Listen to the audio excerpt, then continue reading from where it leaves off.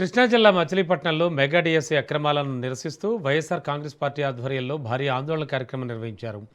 Lakshmi talkies centre నుంచి జిల్లా collectorate వరకు వైసీపీ నేతలు కార్యకర్తలు పెద్ద ఎత్తున ర్యాలీ చేపట్టారు. ఈ నిరసన కార్యక్రమంలో మాజీ మంత్రి పేర్ని నానితో పాటు జిల్లాలోని అన్ని నియోజకవర్గాల ఇన్ఛార్జీలు, పార్టీ నాయకులు, కార్యకర్తలు పాల్గొన్నారు. మెగా డిఎస్సీ నియామకాల్లో అక్రమాలు జరిగాయని ఆరోపిస్తూ ప్రభుత్వానికి వ్యతిరేకంగా నినాదాలు చేశారు.